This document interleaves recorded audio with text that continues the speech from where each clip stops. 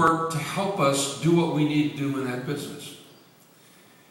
And what I've learned over time from interacting with a lot of people who've taught me how to do that is it can be done, number one, but number two, the payoff is enormous. If we hadn't done that in Louisiana Pacific, that company would have died. But instead, 11,000 people stepped up, learned things they had no idea they could ever learn, and took on tasks that they were clearly not capable from a past standpoint of doing, and they learned it and did it anyway. At New Page, we take about $125 to $150 million a year of cost out simply by the efforts of 8,000 people working every day to do things different. Not through investment, we also do some investment, but we're not buying a new equipment, we're simply learning how to do things better. And we've done that because we've freed people up to get around the barriers, around the conflicts, around the issues between union and management, etc., and really put our energies to doing the job better. And people have grown at enormous rates. That's my passion. It's this thing that I've focused my energies on for the last, like I say, the last 20 years or so. And every time I have that experience, it's really self-satisfying to see people grow and be able to take that on.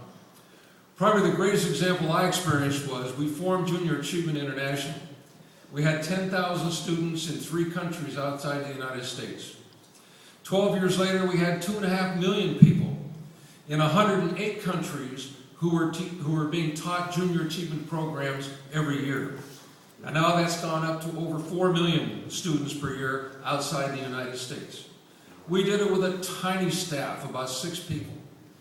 But they inspired and set rough guidelines and just inspired and supported people to go out there and do enormously wonderful things without any bureaucratic rules.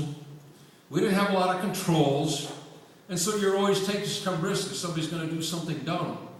But you know what? Growing from 10,000 to 2.5 million people, we only had one dumb thing done that whole time period.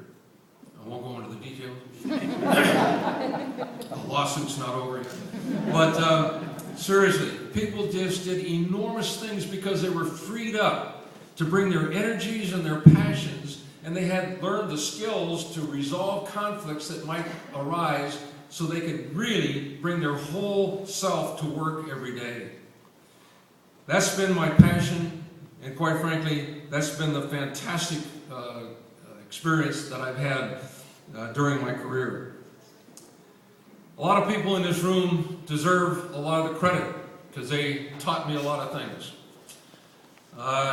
Jack Kroll, long-term friend, career mentor, always challenging. Do you really want to do that? Sometimes I didn't really want to. I thought I did. Kurt Landgraf, worked with him for several years. Fantastic individual who demonstrated that you can do anything you want to if you'll be thoughtful about it and put your energies behind it and drive. Just a great experience with him. Jack Malloy, who taught me there is such a thing as politics. There's politics in business, there's politics in life, and you ought to at least think a little bit about it. And so he would sometimes walk in my office and kind of sit down and close the door and educate me a little bit, because I kind of blew through that stuff. I'm a chemist, what do I know about that? I just wanted to drive on. And then Dale Wolf, who Dale and I met one time when I was doing the best I could to kill his best customer. He was selling to the guys who grew cotton, and I was over here with polyester, and as far as I was concerned, his customers were my enemy. And Dale walked in one day, we had this great confrontation, and became great friends. And a little bit later, he and I are up there with the cotton people trying to work out a solution to where we both win. So I've had a tremendous opportunity to have a lot of people influence what I do and how I do it, and hopefully I've learned a little bit from over that time. I've always had a very soft spot in my heart, a very favorite spot for junior achievement in Delaware. Frank McIntosh and now Rob just do a fantastic job. I had the opportunity to be on the national board for many years, and so I got to see all the different areas around the country. There is no more innovative, effective organization in Junior Achievement US than JA of Delaware, I can tell you that.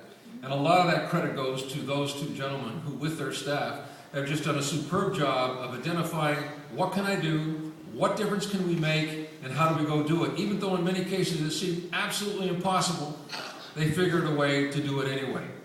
And that's the kind of people, quite frankly, I love to be around.